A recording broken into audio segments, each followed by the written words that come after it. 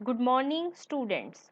Today in this video we will study examples of exercise 2.2 of the chapter Successive Differentiation from the book Calculus of Jeevan Sons Publications.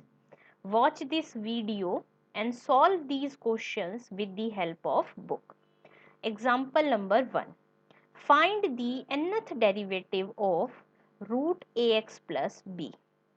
आपने जब nth derivative के फॉर्मूले पढ़े हैं तो ax plus B की power m का nth derivative आपने कैलकुलेट करना सीखा है, ठीक है।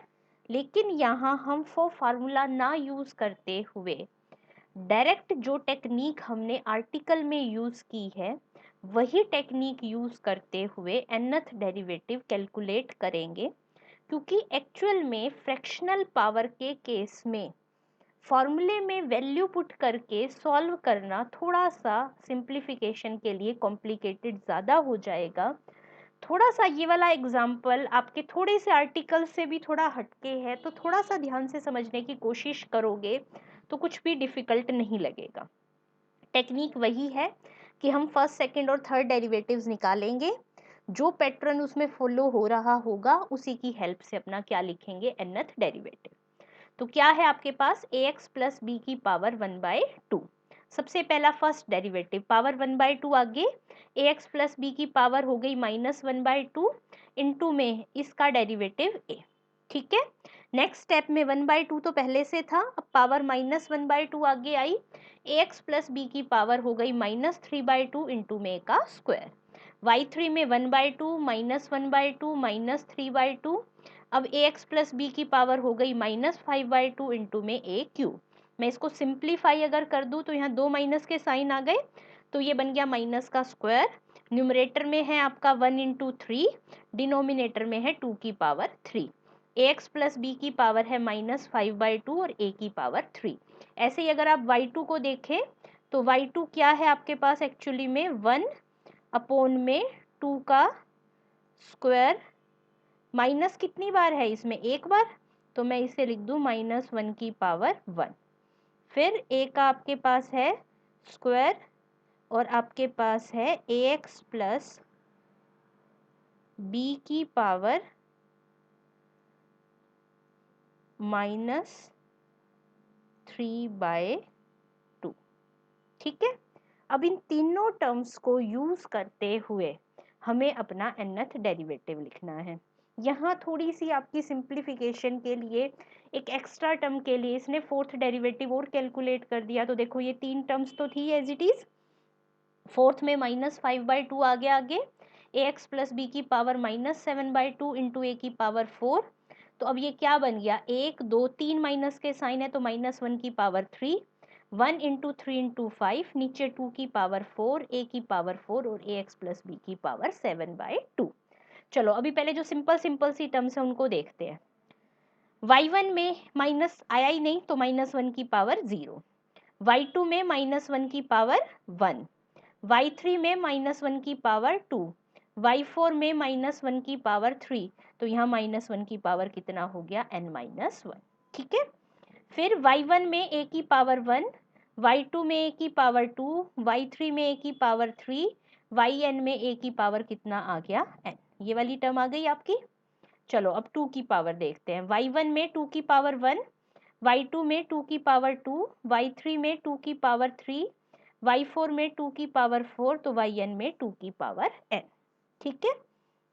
अब ax प्लस बी देखो, ax प्लस बी सभी में आ रहा है, हर बार पावर कितनी आ रही है, माइनस सम वैल्यू अपॉन में 2। देखो माइनस सम वैल्यू अपॉन में 2, माइनस सम वैल्यू अपॉन में 2, तो ax प्लस बी तो माइनस है तो इसलिए तो इसने डिनोमिनेटर में लिख दिया।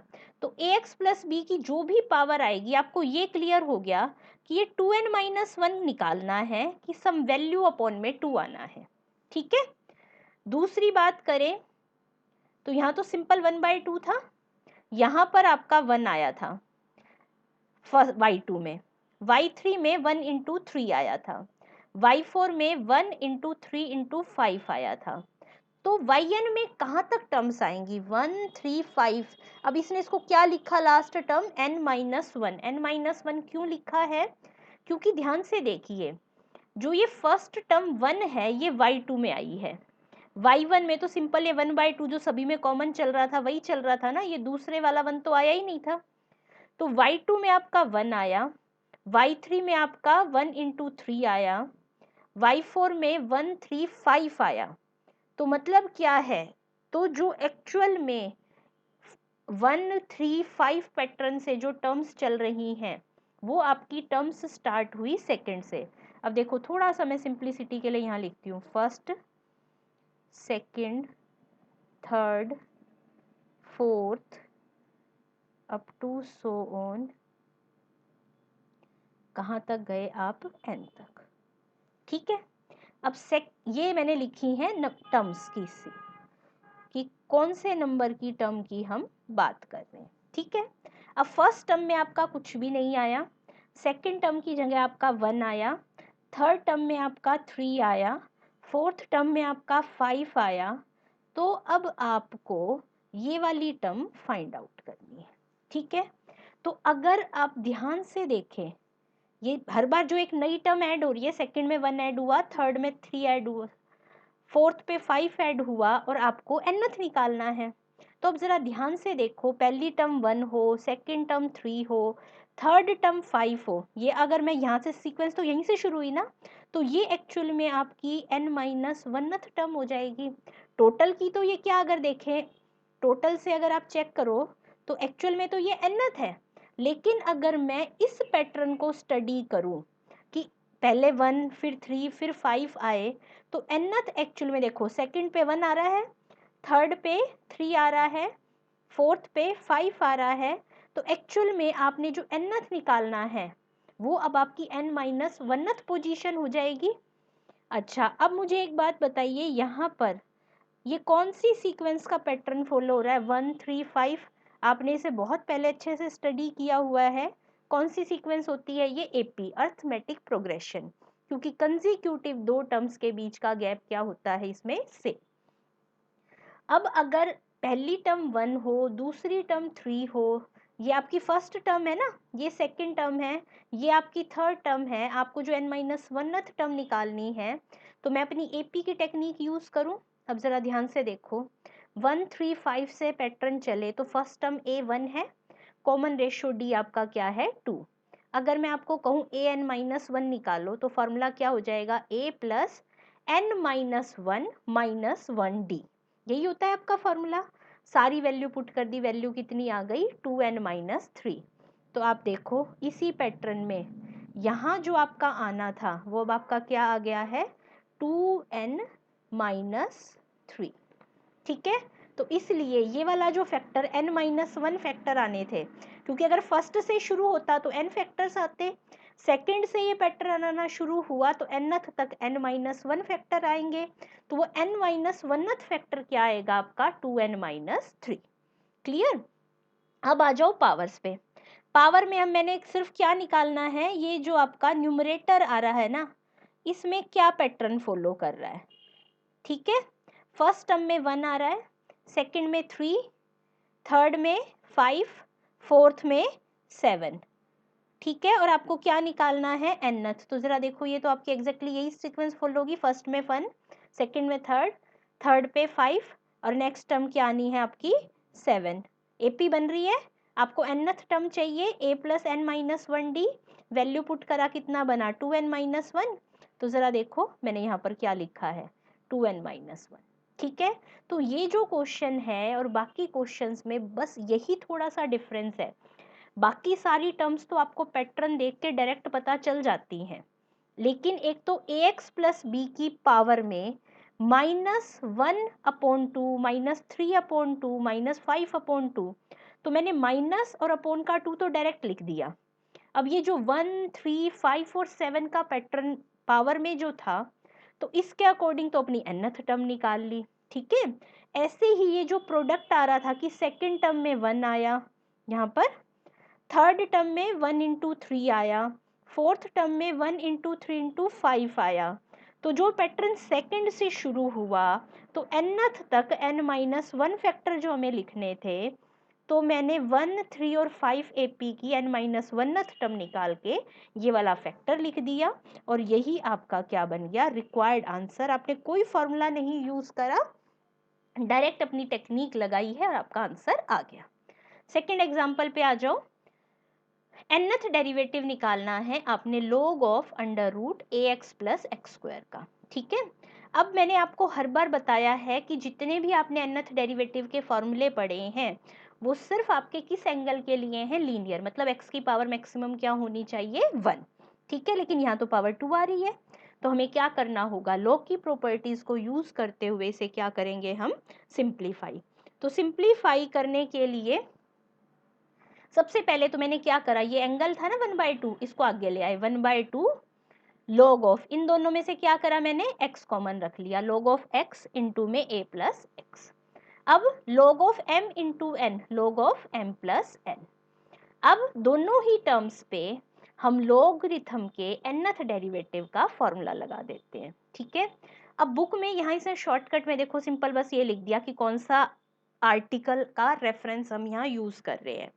लेकिन जब आप एग्जाम के लिए क्वेश्चन करोगे तो आपने ऐसे रेफरेंस नहीं देना है। अगर ये क्वेश्चन शॉर्ट मार्क्स में आता है, मैंने आपको, जिसने नहीं देखी हो, गूगल क्लासरूम में मैंने एक इंट्रोडक्टरी वीडियो शेयर करी हुई है जिसमें एक्सप्लेन किया हुआ है कि आपके पेपर का पैटर्न कैसा होता है, लॉन्ग और शॉर्ट, 2 टाइप्स के उसमें क्वेश्चन आते हैं।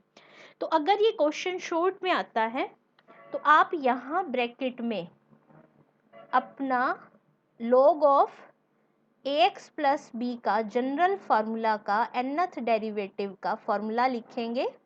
मैं भी पूरा यहाँ कुछ मेंशन नहीं कर रही हूँ, और यूजिंग दिस फार्मूला आप अपना ये वाला स्टेप करेंगे, ठीक है। लेकिन अगर यही क्वेश्चन लॉन्ग क्वेश्चंस में आता है तो आपने ये स्टेप करने के बाद इसको कुछ भी इक्वेशन नंबर 1 नाम रखेंगे। Before solving equation number 1, we will solve this formula। जो आर्टिकल में इस फॉर्मूले का प्रूफ है पूरा वो प्रूफ देंगे, जो भी उसका आंसर आएगा, मान लो मैंने उसको इक्वेशन नंबर 2 रख दिया ना, यूजिंग इक्वेशन 2 इन इक्वेशन 1 करके आपने ये स्टेप करना है, तभी आपको कंप्लीट मार्क्स मिलेंगे।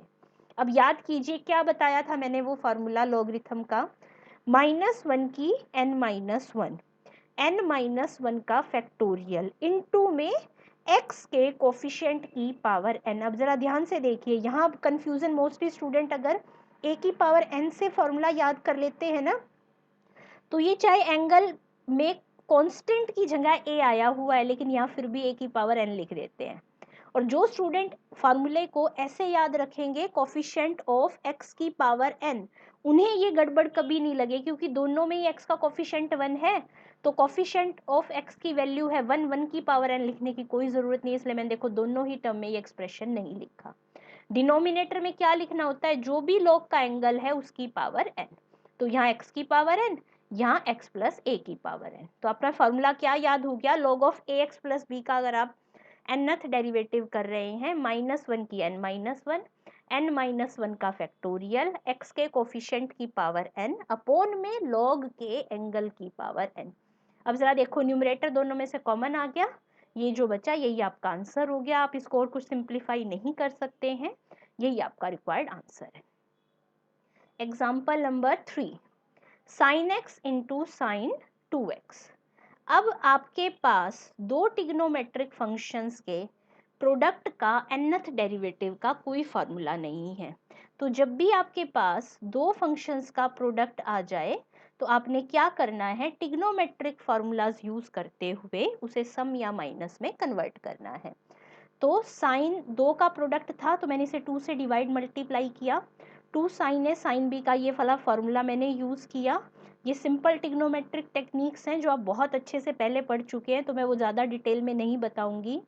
अब वही बात जो लास्ट क्वेश्चन में कही थी मैं फिर से रिपीट कर रही हूँ कि अगर ये क्वेश्चन शॉर्ट में आता है तो आपने ब्रैकेट में कॉस का nth डेरिवेटिव का फॉर्मूला यहाँ पर लिखना है यूजिंग दिस, चाहे बुक में वो सब कुछ स्किप किया हुआ है। फिर ये फॉर्मूला से प्रूव करना है। अगर यही क्वेश्चन लॉन्ग क्वेश्चंस में आता है आपकी फर्स्ट यूनिट में, तो आपने इस स्टेप को कुछ भी इक्वेशन नंबर 1 नाम रख देना है। फिर before solving 1 we will solve this, फिर आपने फार्मूला सॉल्व करना है। फार्मूला जो आंसर आएगा उसे इक्वेशन नंबर कुछ भी 2 नाम रख दीजिए यूजिंग सेकंड इनफिन, फिर ये स्टेप करना है। ठीक है, अब क्या था आपका फॉर्मूला? फॉर्मूला था cos ax प्लस बी के nth डेरिवेटिव का फॉर्मूला। सबसे पहले लिखना था आपने x के कोफिशिएंट की पावर n, जो कि फर्स्ट में क्या है 1, कुछ नहीं। cos लिखो, जो एंगल है वो लिखो और प्लस में n π/2 लिख दो। फिर माइनस का साइन, दूसरे में x का कोफिशिएंट क्या है 3, 3 की पावर n लिखा, cos जो एंगल था वो एज इट इज लिखा और प्लस में n π/2 लिख दिया। यही आपका रिक्वायर्ड आंसर हो गया। Next, nth derivative of sine की पावर 3x। अब पावर के लिए भी आपके पास कोई फॉर्मूला नहीं है। ये जो टेक्निक्स हम अब यहाँ कन्वर्ट करने के लिए यूज कर रहे हैं, ये सभी टेक्निक्स आपने इंटीग्रेशन में यूज की हैं। इंटीग्रेशन करते हुए भी हमें यही प्रॉब्लम आती थी कि इंटीग्रेशन का हमें प्रोडक्ट का पावर का फॉर्मूला नहीं होता था, तो हम हमेशा क्या करते थे, ट्रिग्नोमेट्रिक फॉर्मूले से पावर को और प्रोडक्ट को सिंप्लीफाई कर लेते थे। वही यहाँ कर रहे हैं। अब साइन की पावर 3 को इंटीग्रेट करते हुए भी सेम टेक्निक यूज होती थी। हमारा साइन 3x का ये फॉर्मूला होता है, इससे हमने साइन की पावर 3x की एक वैल्यू निकाल ली। तो साइन की पावर 3x का nth निकालो डेरिवेटिव या राइट साइड का निकालो, सेम बात है। ठीक है, अब हम कहते हैं nth derivative 1/4, 3 as it is. अब देखो साइन का फॉर्मूला क्या कहता है, x के कोफिशिएंट की पावर n, जो कि यहाँ क्या है 1, तो मैंने कुछ नहीं लिखा। Sine as it is, angle as it is, plus में n π/2 माइनस x के कोफिशिएंट की पावर n यानी कि 3 की power n, sine 3x as it is plus में n π/2। यहाँ भी जो बात मैंने सेकेंड और थर्ड एग्जाम्पल में एक्सप्लेन कर दिया है, मैं बार बार रिपीट नहीं कर रही हूँ कि आपने शॉर्ट क्वेश्चन में हमेशा फार्मूला ब्रैकेट में जहाँ भी जो यूज़ करो आपने ज़रूर मेंशन करना है। प्लस लॉन्ग क्वेश्चंस आए और आपका बहुत सिंपल सा क्वेश्चन बन रहा है, तो वो फार्मूला आपने साथ में प्रूव भी करना है।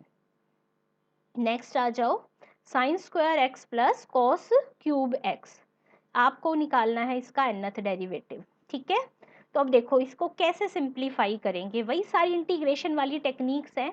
तो सिंप्लीफिकेशन को मैं थोड़ा सा स्पीड से एक्सप्लेन कर रही हूँ। यहाँ पर ऐसा ये भी ज़रूरी नहीं है कि आपको एग्जैक्ट यही टेक्निक कन्वर्ट करने के लिए यूज़ करनी है। आपने इंटीग्रेशन में सेम क्वेश्चन को करने के लिए बहुत सारी टेक्निक्स पड़ी हुई हैं, आप कोई भी टेक्निक को यूज़ कर सकते हैं। अब y था sine square x cos cube x, मैंने क्या करा, पावर 2 अंदर कलेक्ट कर ली और एक कॉस पावर बाहर रख दी। अब ये साइन एक्स कॉस एक्स था, मैं इसे साइन 2x का फॉर्मूला बनाने के लिए मुझे अंदर 2 चाहिए, लेकिन क्योंकि पावर है तो 2 का स्क्वायर अंदर आएगा, तो मैंने 4 से डिवाइड भी कर दिया और मल्टीप्लाई भी। 2 साइन एक्स कॉस एक्स को मैंने लिखा साइन 2x, वो आ गया उसका स्क्वायर। अब मुझे हर बार तो स्क्वायर हटाना है ना, तो साइन स्क्वायर थीटा का ये वाला फॉर्मूला लगाया मैंने, तो ये 1 माइनस कोस 4x/2, 2 4 से मल्टीप्लाई होके बन गया 8। ब्रैकेट ओपन कर दिया, फर्स्ट टर्म तो ठीक हो गई आपकी, आप इसका डायरेक्ट nth निकाल सकते हैं। अब प्रॉब्लम है यहाँ दो कॉस का प्रोडक्ट है, तो मैं क्या करूँगी, 2 से डिवाइड भी और मल्टीप्लाई भी। यहाँ पर जैसे ही 2 से मल्टीप्लाई किया तो ये आपका 2 कॉस ए कॉस बी का फॉर्मूला लग के इसमें कन्वर्ट हो गया, नीचे वाला 2 मल्टीप्लाई होके 16 बन गया। अब ये देखो 3 टर्म्स आ गई हैं, तीनों टर्म पे आपने individually cos a x plus b के nth डेरिवेटिव का फॉर्मूला लगा दिया। देखो 1/8 एज इट इज, एक्स का कोफिशिएंट 1 है तो कुछ नहीं आया यहाँ पर, cos of angle as it is plus में n π/2। पहली वाली टर्म 5x है आपका, तो x का कोफिशिएंट हो गया 5, तो माइनस 5 की power n/16 cos of 5x plus n π/2, minus x का कोफिशिएंट है 3, 3 की power n/16 cos of 3x plus n π/2। यही आपका क्या हो गया, रिक्वायर्ड आंसर। सिक्स्थ एग्जाम्पल पे आ जाइए, क्या गिवन है आपको, find the nth derivative of e की पावर 2x साइन 3x। तो सबसे पहला काम तो आपने क्या करना है, एक्सपोनेंशियल इनटू साइन का जो आपके पास nth डेरिवेटिव का फॉर्मूला है उस फॉर्मूले में simple sine ax plus b होना चाहिए। तो सबसे पहले मैंने अभी जो प्रीवियस एग्जांपल में साइन क्यूब एक्स की जगह ये एक्सप्रेशन यूज किया था, तो यहाँ क्योंकि वो भी ऊपर वाले एग्जाम्पल में एक्सप्लेन कर चुका है तो इसने डायरेक्ट ये वैल्यू पुट कर दी है। लेकिन एग्जाम में आपने ऐसे शॉर्टकट्स कुछ भी नहीं यूज करना है, हर स्टेप पर जो भी फॉर्मूला आप यूज करोगे उसे प्रॉपर एक्सप्लेन करोगे। तो सिंप्लीफाई होके ये एक्सप्रेशन इसमें कन्वर्ट हो गया। ये सिंपल आपकी कैलकुलेशन है जिसे मैं रिपीट नहीं कर रही हूँ। अब आपको फॉर्मूला लगाना है nth डेरिवेटिव का, किसका, e की ax इंटू साइन bx का। क्या था आपका formula, a square plus b square की power n by two e की power ax sine bx plus n tangent inverse b by a। चलो अब हम लगाते हैं अपने इस फॉर्मूले को। देखो सबसे पहले आपका ये जो 3/4 है यहाँ एज इट इज। अब इस वाले टर्म को इस वाली टर्म से कंपेयर करो, तो आपका a की जगह क्या आ रहा है 2, तो फर्स्ट में a की वैल्यू हो गई आपके पास, एक सेकेंड, a की वैल्यू हो गई 2। साइन x को साइन bx, वैसे वहां पर फॉर्मूला आपका bx प्लस c था, आप एग्जैक्टली उस फॉर्म में भी लिख सकते हैं क्योंकि यहाँ किसी में भी कांस्टेंट ऐड नहीं हो रहा था, इसलिए नहीं इसको ऐसे कन्वर्ट कर दिया। नहीं तो अगर मैं इन जनरल बात करूं तो फर्स्ट में b की वैल्यू कितनी है आपके पास 1, और c की अगर मैं उसी फॉर्मूले से बात करूं तो वैल्यू कितनी है आपके पास 0। अब वैल्यूज पुट करो, देखो कुछ नहीं करना, बस यहाँ वैल्यू पुट करेंगे। a की वैल्यू 2, 2 का स्क्वायर 4, b की वैल्यू 1, तो 2 4 प्लस 1 कितना बन गया, ये 5 की पावर n बाई 2। e की ax, a की वैल्यू क्या है 2, e की 2x, e की 2x। Sine as it is, b की वैल्यू कितनी है 1, तो sine x plus n tangent inverse b by a, यानी कि यहाँ से कितना आ गया 1/2। फर्स्ट पार्ट हो गया सॉल्व। सेकेंड पार्ट में आ जाओ, सेकेंड पार्ट में इन दोनों को कंपेयर करो, तो कंपेयर करके आपकी a की वैल्यू बन रही है 2, b की वैल्यू है आपकी 3 और c की वैल्यू है 0, क्योंकि जनरल फार्मूला तो आपने c के साथ ही पढ़ा हुआ है। बस अब कुछ नहीं करना, हमने इस एक्सप्रेशन में ये वाली a b और c की वैल्यूज पुट कर देनी है। पुट करके आपका सीधा आंसर बन गया, देखो a का स्क्वायर 2 का स्क्वायर 4, b है 3, 3 का स्क्वायर 9, 9 प्लस 4 आपका बन गया 13 की पावर n बाई 2। e की ax, a की वैल्यू है 2 तो e की power 2x, sine bx plus sine 3x plus n tangent inverse b by a यानी कि 3/2। तो ये आपका रिक्वायर्ड आंसर हो गया है। Thank you.